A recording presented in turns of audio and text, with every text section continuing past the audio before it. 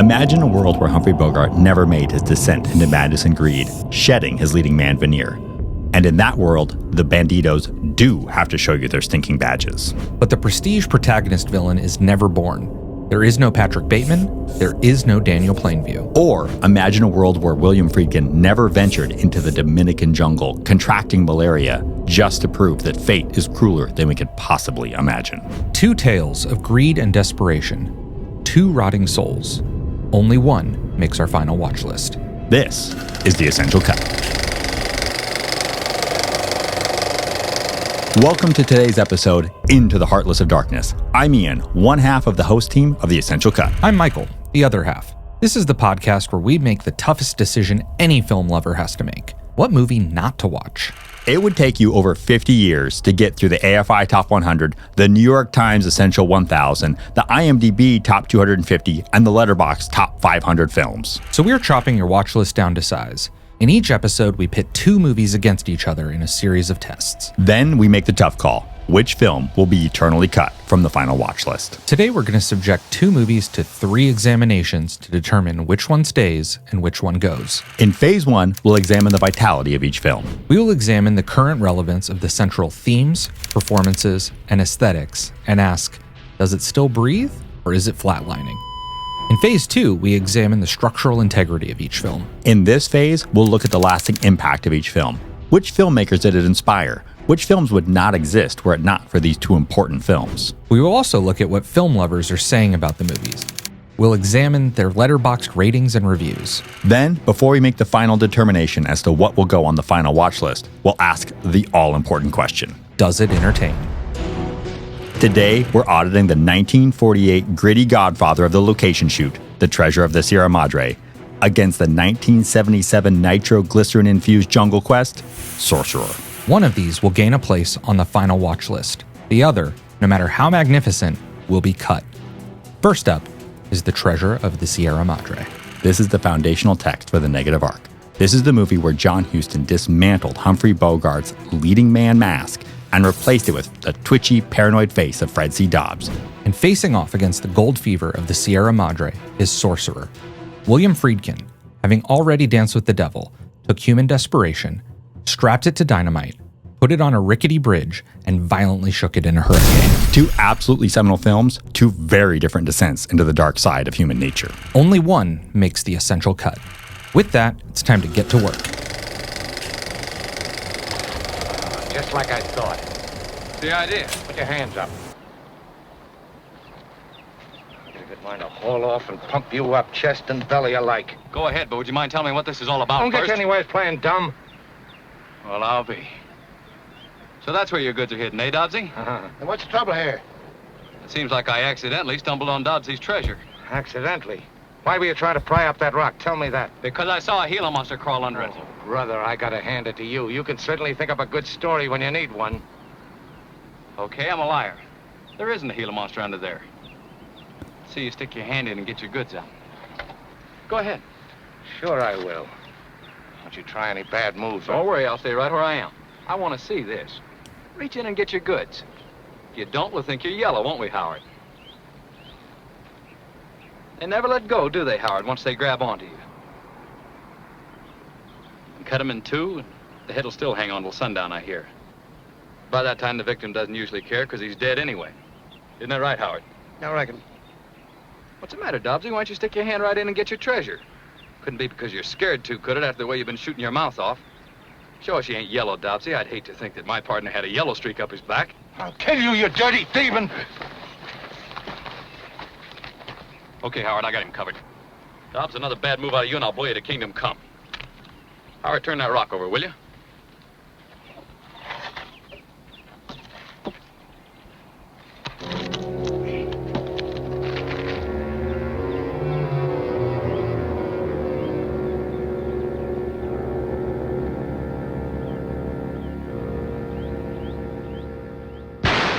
Dobbs would have shot Curtin for trying to save his life in this scene. This is such a perfect encapsulation of Dobbs' descent into gold madness. There are so many scenes in this movie. It was actually really hard to choose the one that I wanted to showcase, but I like this one because this is one that has a It's a little audio friendly, Mm-hmm. but it has Curtin doing something to actually protect the group. And Dobbs can only interpret it as being something negative and threatening his wealth. And this is his negative intent machine that he creates, that you see him do this with so many lines throughout the movie. Yeah, I think that's what makes his character so fascinating as the, what was the term that you used? The villain protagonist? Yes. Is that because he's the protagonist, as viewers, we're sort of trained, I think, to try to see the good in a character, look for them to redeem themselves. And because he's Humphrey Bogart. But it actually happens in reverse in this movie, where we're introduced to a character that's a little scrappy, a little dirty. He's a lovable for hobo. money, lovable hobo. But we don't know what in his past got him to that sort of destitute state. And then when he's presented with the opportunity to go search for gold, we start to see the darkest parts of him. We do. And this is a really important central question to Dobbs' character that I want to put forth for both of us to discuss, which is Dobbs evil before he accrues the wealth, before he gets gold madness? Or does the gold bring out the worst in him? Does it bring out the evil? And there are two things that happen before they make their way up the mountain with Walter and Curtin to get this gold that make this complicated for me. Actually, three things. He's very cruel to the child trying to sell him the lotto ticket. Mm-hmm. Like, in a way that's a little bit jarring when the movie starts, because we meet Humphrey Bogart. We're trained to believe that this is our leading man, this is our star, this is our protagonist. And then he's mean to a child. Super mean. Like it's not like, hey, kid, I don't want to buy a ticket, but he's actually cruel and rude in a way that's a little inexcusable when he encounters him. Then we have him begging for money from John Huston. You know that in the white suit, right? Yeah. So the director of the film playing that role, he asks him for a couple dollars every time he walks by him until finally John Huston's character calls him out. He's like, this is the third time you've hit me up for money and it will be the last. He's not looking at the guy's face. He's just used to asking for a handout, and it doesn't matter who. He sees the white suit. He doesn't see the human being. So there's like sort of a missing empathy that we see in him. But there's also the scene where he goes to reclaim his wages after he's been cheated and they beat the guy up. And it's this really like crazy tussle that's like messy and a little brutal. And like, it's not sexy. It's not fun. You're sort of like, this is like, it's super sloppy. yeah, it's a really sloppy fight, but they only take the money that's owed to him. So there's a sense of maybe honor, but then you're like, is it because people were watching? Would Dobbs have taken more? And that's the thing, we just don't know. And so we have this very strange character. And then to your earlier point, we don't know what brought him to the state. Why did he have to leave the United States? And why is he so poor in this other country? Yeah, there's another scene that makes me sort of question whether or not there's some like integrity there, which is when the three of them are getting together, coming up with the plan to go hunt for the gold. He actually ends up winning that lottery prize that he was so mean to the child about. I know. The irony is glorious. And he says like, hey, in order for us to get this job going, we need to each put in some money. I had this windfall. I'll throw in the extra money. It's fine. If this goes well and we all get rich, what's an extra $100? Yeah.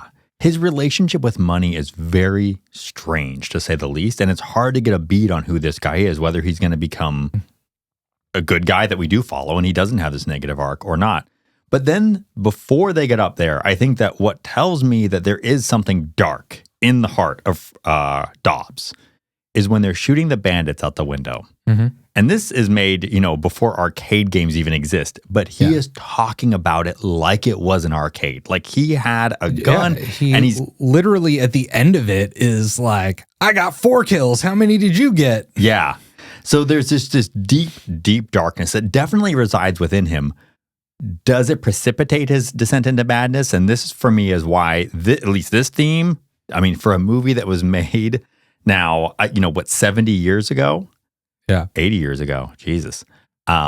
This one lives for me. Like, this is not flatlining. This character's very peculiar relationship with empathy, with misanthropy.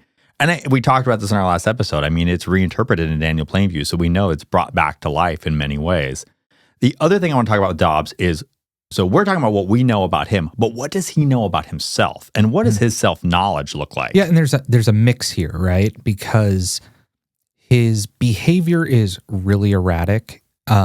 He's reacting to things around him. He seems to have these defenses up where he is always kind of looking out for himself. It brings me back to questioning kind of like, what is his experiences before we meet him? How has he been wronged?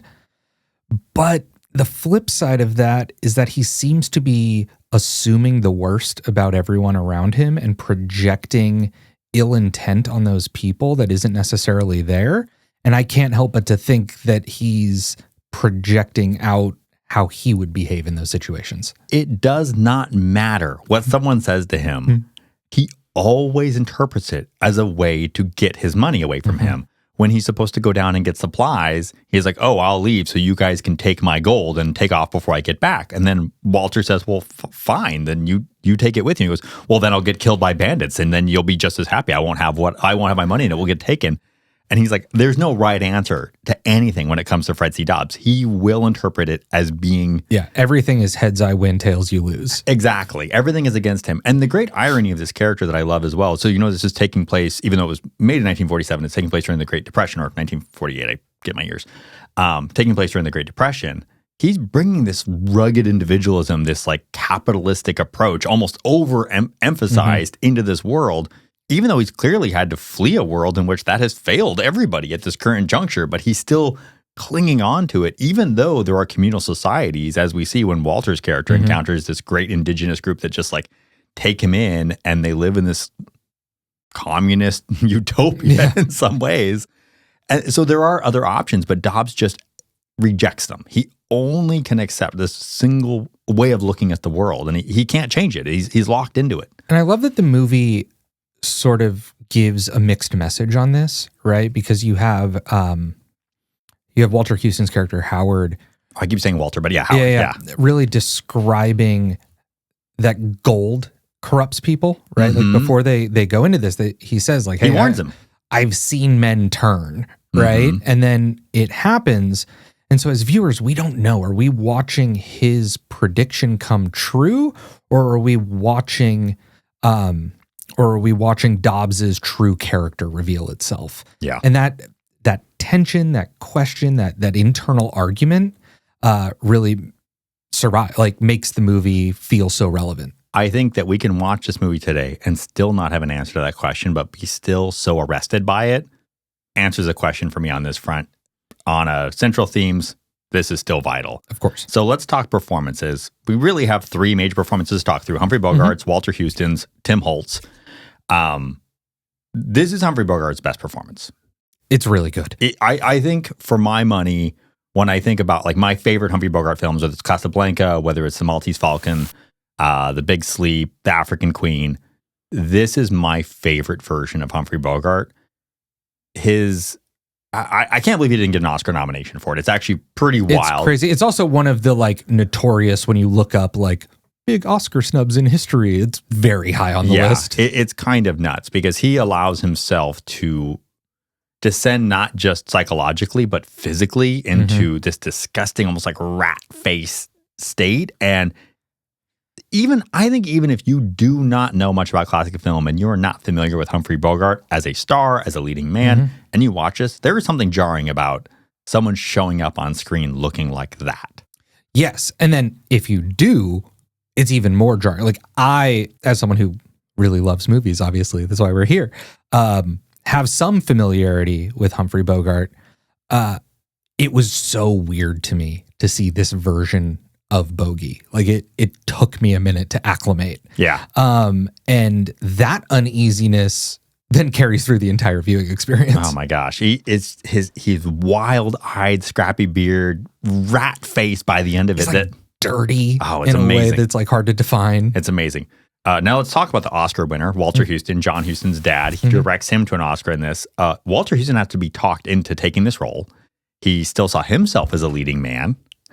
And it was really difficult for him to say, okay, I'm going to be supporting. And then on top of that, he had him take out his dentures so that he could be the wise old miner.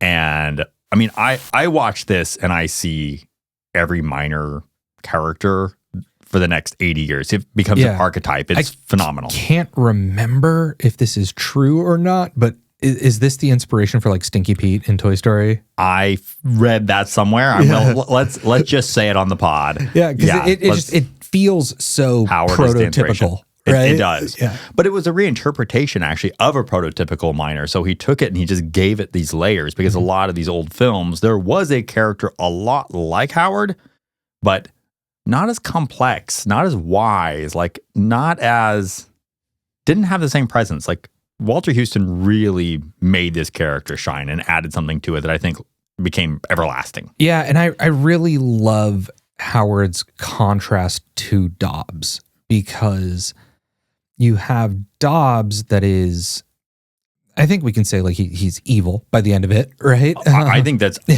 I mean, and this is the question, not to go back too much, is he evil at the beginning? But I think by the end, it's whereas. I mean, he shoots Curtin unarmed. Yeah. There's really, I think that's. Because he's kind of suspicious. Point of no return. Of him on made up pretenses. And I'm really excited to talk about Tim Holt's performance, but yes. And then you have Howard, who is, they keep referring to him as like this old guy. They have no confidence in him. But he's a mountain goat. He's the good guy, right? Like he has this like energy and goodness and optimism to him. And putting those two characters next to each other, I think is really, really cool. I think what makes him so interesting is not just his optimism, but it is his pragmatism. He is aware of how human beings are. He has a knowledge of people. And he doesn't begrudge them for that. He sees everyone's hard, rough edges and is just kind of okay with it. He's like, you know what? You're a person. I get it. He actually is someone to aspire to in that way. I think he's pretty wonderful in that regard and such like, I mean, he's the moral center of the film, but I mean, he becomes a moral center, I think, of film in some ways. Finally, Tim Holt. So Tim Holt was son of a cowboy actor, was a cowboy actor for a long time and kind of got pulled into this more serious role when he came back from the war and he'd aged out of his baby face a little bit, apparently. Yeah, because he was sort of just like the sexy cowboy in silly westerns. Yeah. And in this, like some of that's still there. Like you could see that person exists in him. Yeah. But his character, his performance is, I think, really, I don't know if it's underrated, but like I think it's underappreciated. People don't talk about it. It's easy to look over it, right? Because you have those other two more flamboyant, bombastic performances that really command attention. But he's the stand-in for the audience, I think. Yeah, and his character sort of kind of is the third wheel, but matters so much, I think, because his neutrality doesn't make him anonymous. It makes him essential. I think it is very hard for audience members to say that they would ever be Dobbs. I don't think anyone's willing to admit that they have that within themselves, which is also the wonderful thing about that character because even Dobbs can't admit he has it within himself, but there it is. I think that Howard is too high in aspiration. We'd like to think of ourselves that way, but I think that we can easily think, well, by the time I'm 60 or 70, maybe I'll have lived enough that I will have achieved this perspective. Tim Holt's character, Curtin, is this perfect middle ground in that he's a little heroic. A little naive. He's strong. He can handle himself. He can handle a gun. He can actually, for the most part, for most of the movie, handle Dobbs. When he can handle Dobbs is when it becomes a face-off because it's just how long can you stay awake against somebody who is a paranoiac? And the reality is that's a losing battle. I don't care how heroic you are. And Curtin is this human. He's the human that exists in this great allegory of what happens with these three men. And so I think Tim Holt does an incredible job turning in a charming performance. He stands out. You feel for him. You want to be him. Yeah, I think not glossing over the term charming, right? Like there's something really gravitating about him, his character, his performance.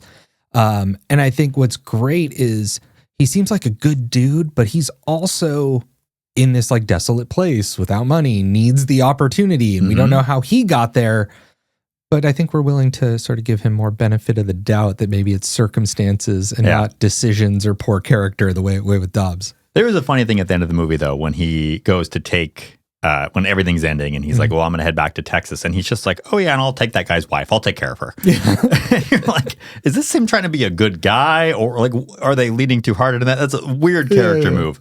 Let's dip into the aesthetics. I think we agree the performances are superb. Definitely. The movie holds up.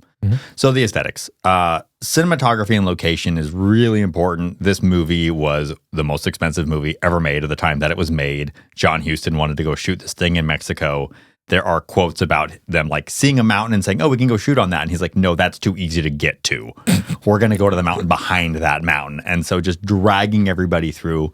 But what it does is it adds a realism to this movie that you don't see in movies from this era. I mean, we talk about Dobbs' character, his physical descent. Part of that is Bogart sweating in the Mexican sun. He's being covered in dust storms.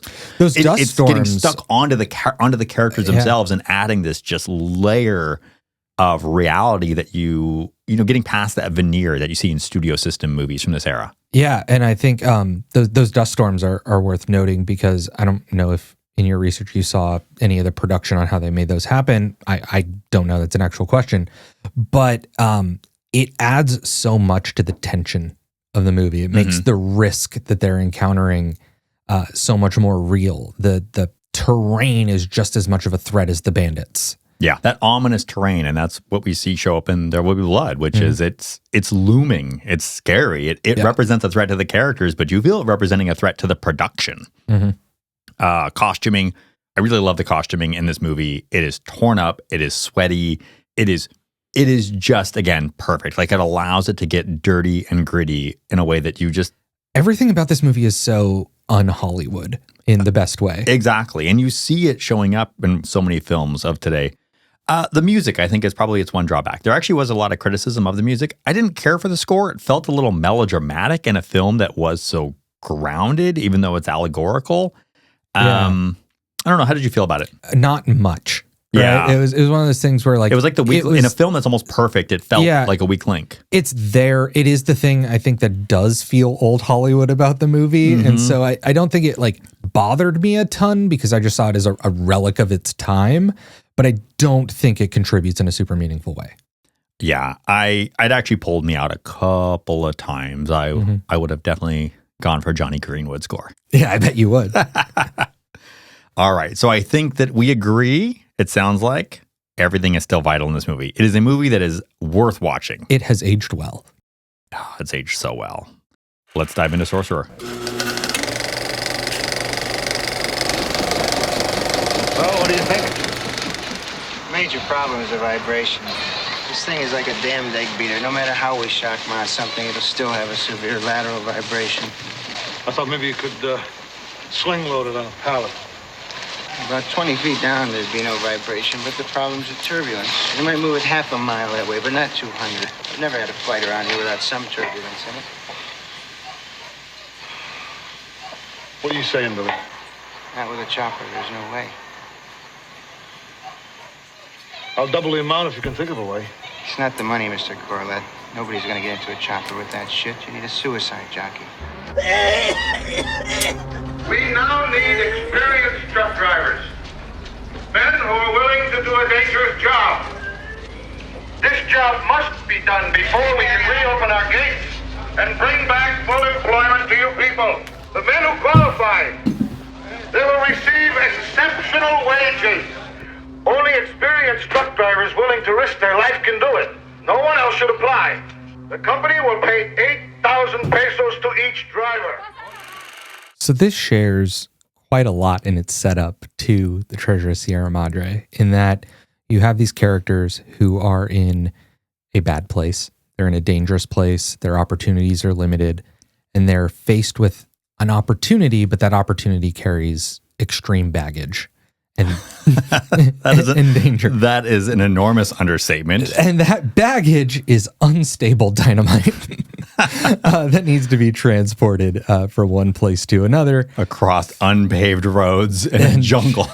Just threatening terrain. Just some baggage. Once again. Yeah.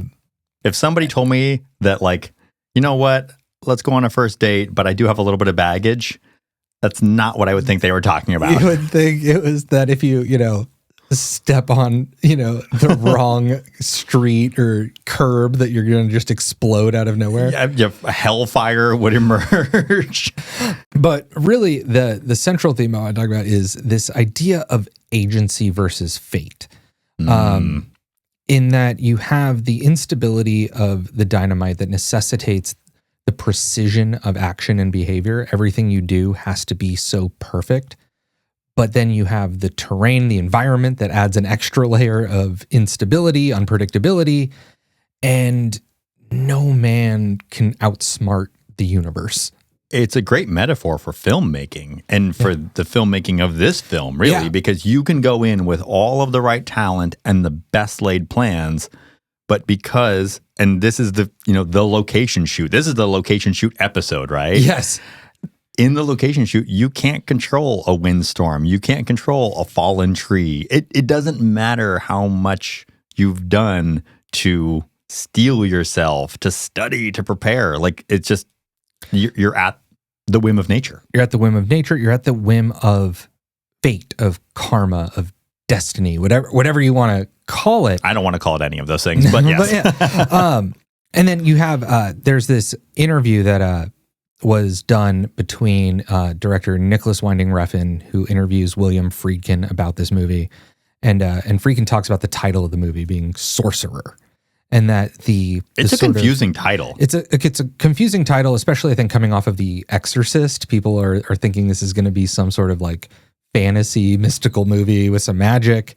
But what Friedkin says is that the villain of the movie, the evil wizard, is fate that controlled the lives of all those people. That there is no redemption, there's no reward for their perseverance and hard work. There's just the cruel hand of fate. And it's presented to us through these four characters who all have these dark criminal pasts, who are in exile in South America. They have no opportunity. This presents itself as an opportunity. They give it their all, but, God doesn't forget. And this is like the mean Old Testament God. Mm-hmm. And you're going to get what's coming to you no matter what you do. I guess with one exception, though. And what's that? Well, I mean, one of them survives and takes the chalice. For a minute. Well, yeah, I guess that's true. And I think that actually is really what makes the point, right? Is even the survivor, even the one who, through noble means or not, manages to get it through, gets the reward, all of that, the moment he is about to, raise the trophy, have his moment, go off into the sunset and live a good life, his past catches up to him and it's all over. Yeah.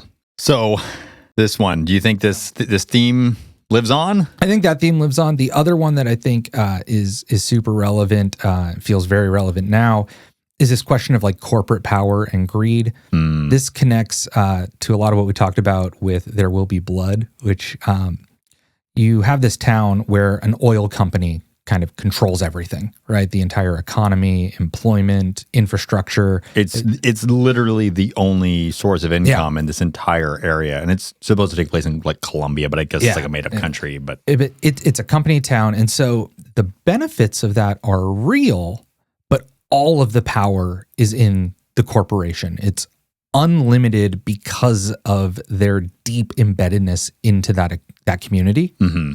And then you have this sort of, it's kind of a subplot exists in the background, which is you're in South America, but it's really the Americans that are controlling everything. You have this company that's backed by Americans. The locals are disempowered.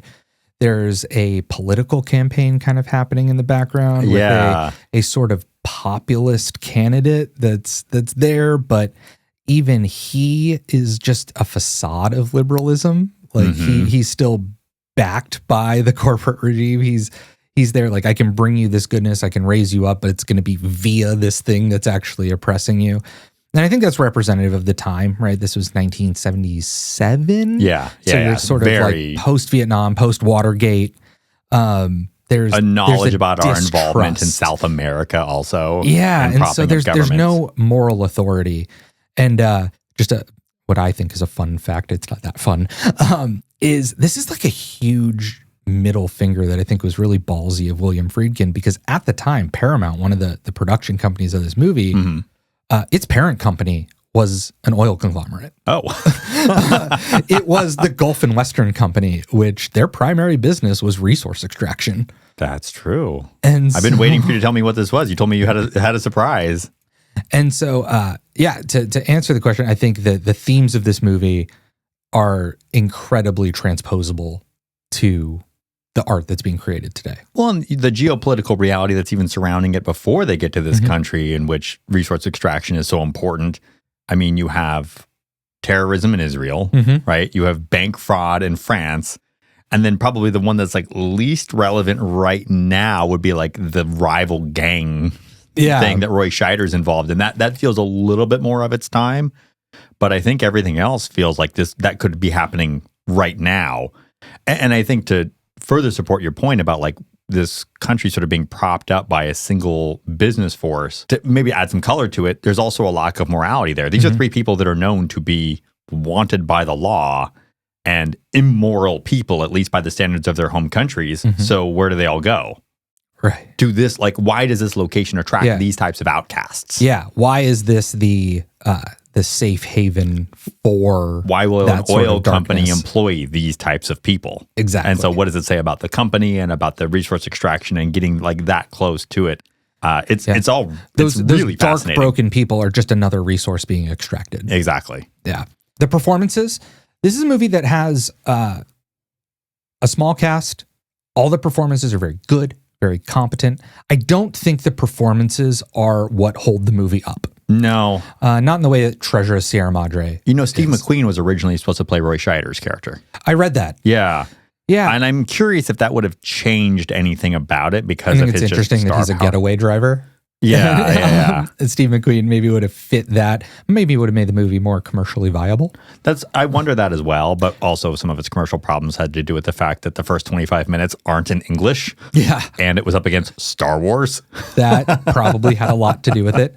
Of the performances, there are a couple that stand out. You have the two sort of the four, there are two kind of main guys. You have Brunner Kremer, who plays Victor Manson, who's the French banker. Yeah.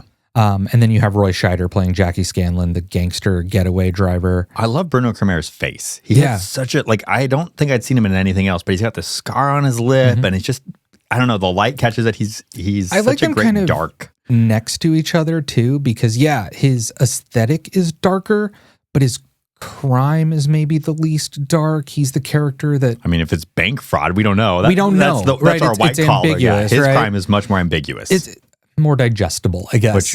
Which I actually love about it too, because those are the crimes that are ambiguous to most of society. When somebody commits bank fraud, we're like, what does that even mean? What do they do? Who's the victim? Yeah. Exactly. And he's also the character that I think every once in a while shows a little hint that he might be decent. Maybe.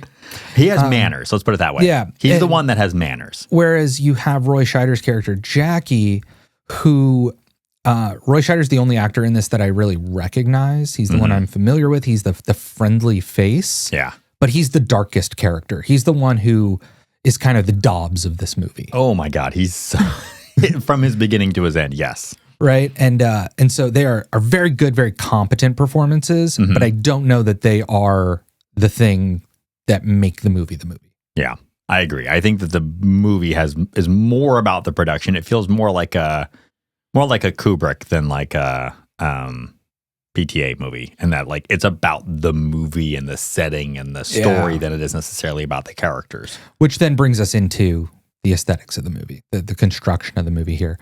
You have a really interesting narrative structure, I think, in that you open up with a series of vignettes. Each of these four characters has committed a crime in their home country, and we are introduced to them with just like 5 minutes or so of that crime unfolding. Did that first explosion, did that make you think of Children of Men? No. It brought me right to Children of Men. I could not find any connection to it, at least explicitly, but I was like, it starts with a really big terrorist bomb. Yeah. Which... fuck yeah. Like, I was like, I've loved this movie. I was like, I can't believe people walked out on it thinking that it wasn't. Yeah, it didn't draw me to that other movie, but it did draw me into this movie very much so. And then we jump to South America where the real story happens.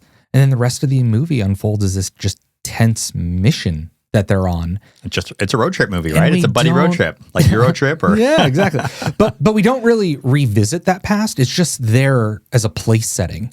And then we show up and have the meal. And I think that's a really interesting way to have the themes sort of exist throughout the movie without harping on them. And it's just really unique. I'm trying to think of other examples that tell their story in exactly that structure.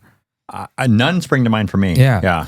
I liked it though. I actually really did enjoy it. Yeah. I think we spent a little bit too much time in the prologue. That was actually one of my minor complaints about the aesthetics of the movie, is that we just said it's more focused on the setting than it is on the characters. And as a result, as to whether the characters live or die in the explosion, I'm more like looking forward to them blowing up because I don't care that much about them, because it's more about their crime than about them. Whereas like the Dobbs character is like, he's evil, but I still want to like see, does he make this journey? And I guess for me, as the movie unfolds, it really, much like the performance, it's less about the characters and more about the setting and the like what it has to say about the environment. And I'm just saying from an aesthetic perspective, like that was where the movie, and I want to be clear, I liked this movie, but that was something where I thought it was a little bit shaky for me. Yeah.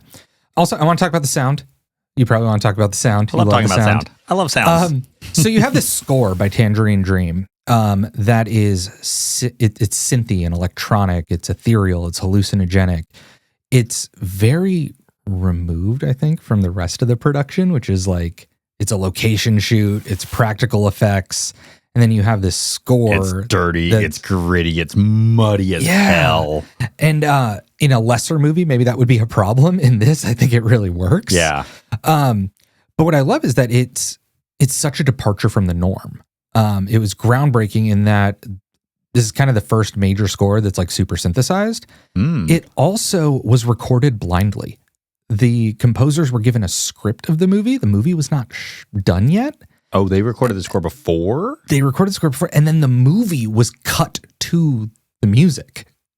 Interesting. I mean, for the narrative structure, that makes sense, though, because so much of it is just driving a truck through the jungle. How much dialogue is there? There's almost none. That's why I had to pick the clip that I picked, because it's the only one that has expository dialogue. People talk to each other. And so, this movie is actually, we talk about sound design telling the story. Yeah. This story is crafted around the sound design. And then in addition to the music and the lack of dialogue, the sound effects are setting the tone every step of the way. Yeah. Whether it's the weather, the creaking of the bridge, the explosions, it's all about the sound. It's one of the things I love about the movie. So I'm right there with you on that. And then lastly, you have those practical effects that I mentioned. You got to mention them. The movie, no one talks about this movie without talking about the bridge scene. Because it cost millions of dollars. Because this 50 movie, people were hospitalized with malaria and gangrene. This movie started with a $3 million budget. They spent $3 million on a bridge. They built one bridge, and then the creek bed dried up. William Friedkin was so insistent that the water and the threat be real that they built another bridge at another creek. And then when that one started to dry up, there was an elaborate irrigation system. Oh, fate, you are so cruel. But it makes the danger real. Yeah. Like the filmmakers were in danger in the same way that the characters were in danger. The and that movie feels like translates. a documentary in some parts. Yeah. And then there's another scene that's not talked about as much, but comes shortly after, where they're past the bridge, they're coming through the forest, and there's a fallen tree that's in their way. They think their mission is over. My favorite scene. It's my favorite scene in the movie too. And the tension is so palpable. And they have to rely on the Palestinian terrorist to use some of their unstable dynamite to blow up the tree. It's the first time you get a little bit of character development. That's actually why I like it, because there's a one moment where you pull in a skill, bomb building. Yeah. And it's where these characters actually have to like interact and rely on each other, have a little bit of trust. I also love that like his knowledge of how to build a detonator is just a Rube Goldberg machine. And it's great. It's such a good set piece. Oh, it's great. I love it. And I really love it. And I love Rube Goldberg machines. So do I. Yeah, who doesn't? But I think because that character development exists in such isolation, the scene stands out even more. So I will go ahead and give my ruling that the aesthetics are absolutely essential. They're vital. Okay. I am 90% there with you. Like I said, I have that one issue with it, but I think this movie is really, really good. So now it's time. Let's shift into talking about the structural integrity. Treasure of Sierra Madre, let's start off with critical reception. So this actually falls on all the lists that we're sort of pushing against on this podcast because it is such a seminal film. It's number 158 on the IMDb Top 250, 38 on the AFI Top 100. It is in the NY Times 1,000 Essential Films, and it is number 167 on the Letterboxd Top 500. It moves around a little bit. I guess it was 350, but it's been moving up pretty rapidly lately. Good. Average star rating of 4.3. I went through some of the reviews on Letterboxd. This is what people say. They remark at Dobbs' physical decay over time, something I absolutely love about the movie as well. Talked about that. How upon revisiting the film, they actually often see new things. Once you sort of know about his decay, that when you watch it again, you start to see little clues and hints and just minor decisions he's making as a performer or things that are happening in the setting. They also, this is one of my favorite reviewers, get a load of this fucking guy energy. Is a way to describe Dobbs, which I love it because it uses anachronistic language and modern slang to put Dobbs in his place. Yeah. I haven't heard get a load of in such a long time. The reviews for this are really fun to read. I enjoyed seeing what all the users out there say about The Treasure of Sierra Madre. But let's go into some modern influences now. So big notable mention must be said, Indiana Jones. Oh, yeah. Yeah, that Indiana Jones, Like, not the other one. If we're talking about... Not the dog. But if we're talking about aesthetic, I mean, it looks like an Indiana Jones. Well, I guess Indiana Jones movies look like this movie. The opening of Raiders of the Lost Ark, Spielberg and Lucas have both said that, yes, they are in fact citing this movie. The irony that I love about this is that they steal the rugged look, the jacket, the fedora, the whole thing from Dobbs, put it on Indy, and make it sexy. He's a hero. He's a hero, and he's a sexy hero. I know. He's rugged in a way that everybody likes. I as would opposed give it to Harrison Ford, but it's not like Bogey didn't have something to work with. No, dude was married to Lauren Bacall. So there's something about it that our interpretation of that aesthetic changing as the times changed, and then the way that Lucas and Spielberg really sort of pivot this. So I love that. I just love the irony of it. We mentioned in our last episode, we know PTA was watching The Treasure of Sierra Madre pretty much every night while he was making There Will Be Blood. So we know it has direct influence over that film. And it's felt. It's so palpable. It is. You know, Treasure of Sierra Madre I talked a lot about as a big influence when There Will Be Blood, and that was a kind of beginning of a real hardcore obsession. I think John Huston was a great writer too. That was always what I respond to. His writing as well. And then William Friedkin states that there is no Sorcerer, How without The Treasure of the Sierra Madre. Best action adventure film I've ever seen. It's about what greed can do to otherwise decent people. It was very influential to me on how I made the film Sorcerer. And that film would not exist without The Treasure of Sierra Madre. And then finally, lest we not forget, Too risky. Thieves. They stole from us. Kill them. Kill them. Kill them both. So I chose just a few notable examples of where The Treasure of Sierra Madre shows up in modern film, why it's important to go back and watch this movie in order to understand the really important movies that we have around us. There are many, many more. This is a beloved film. Filmmakers love this film. Audiences love this film. I could go on about it forever. There's really no reason to. The reality is the structural integrity absolutely holds up on this movie. Absolutely. For Sorcerer, the record is a bit more mixed. Sorcerer was a bomb. It was a box office bomb. It lost a ton of money. The reviews were not even mixed. They were largely negative when it was originally released. It's not on the AFI Top 100. It's not in the New York Times 1,000 Essential Films Which list. I was surprised it wasn't in the New York Times Essential. I was too, very because shocked. it casts a bit of a wider net. But it got a 2013 restoration after a legal battle between the two co-production companies, Universal and Paramount, was settled. They finally figured out like who owned the rights to this movie. Neat. Which gave Friedkin the opportunity to restore, controversially, some people say improved, the movie.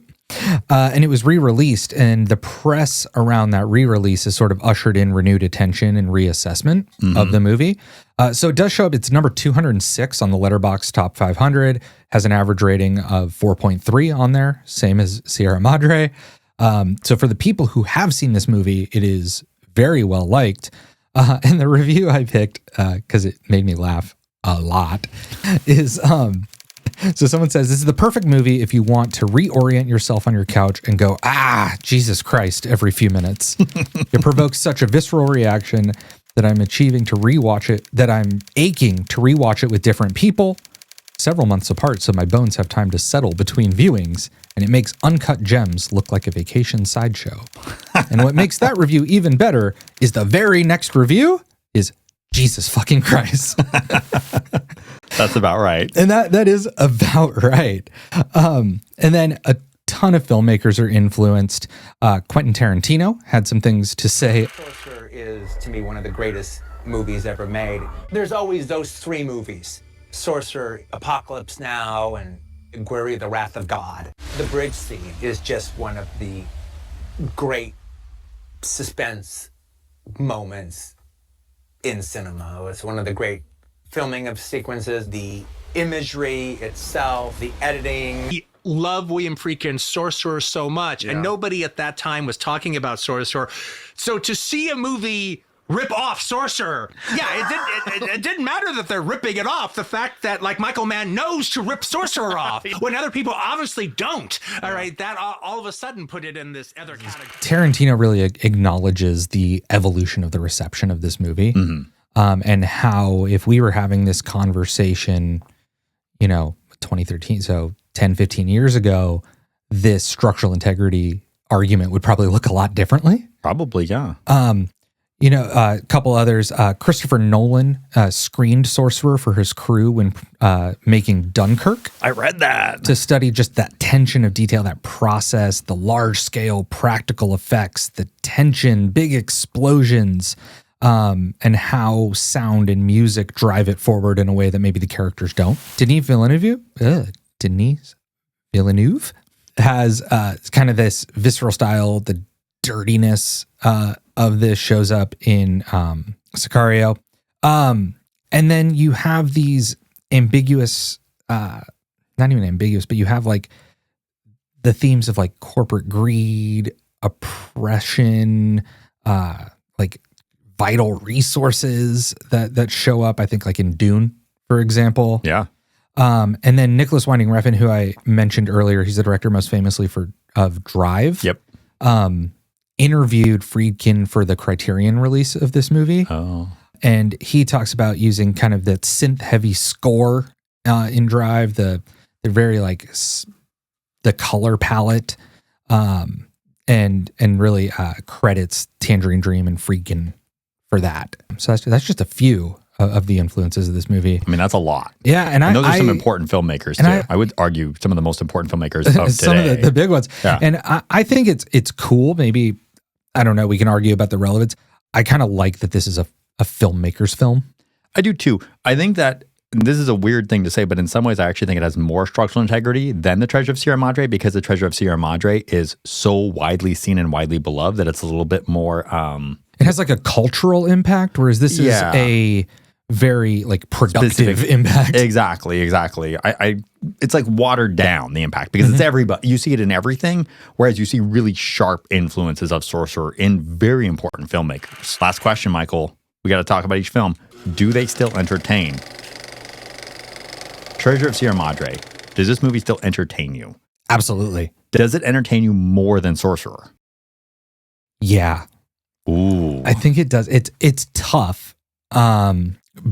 I think Sorcerer tonally, like it captures you. Like you're very tense. You feel everything that's happening in Sorcerer. You feel like you're there. You feel like you're there. That you're not in Treasure. You're watching in Treasure these three characters interact in this allegory. In Sorcerer, Friedkin thrusts you in. Yeah. One is something that you are watching. The other is something you are experiencing. Yes. But Treasure of Sierra Madre is a deeper character study. Oh, and for me, when I watch movies, many movies, it's those characters that I latch on to. And so, I love both of these movies. I really, really loved both of these movies. They were so good. But Sierra Madre is probably the one I would maybe revisit first from an entertainment perspective. I'm really torn on this question because I think Sorcerer's highs are higher, but I think Sierra Madre is more consistently entertaining throughout. And so for that reason, I'm going to go with you and say The Treasure of Sierra Madre is my more entertaining film, but they are both extraordinarily entertaining films. Yeah. Not bored for a second in either of them. No, not even for a moment. It is time to make a call. Ugh. Are you ready? I think so. I think so. You think so? The time has come. We're going to write the movie that will be saved. This is for the Essential Cut Final Watch List. Both my favorite and least favorite part of what we do here. I'm right there with you.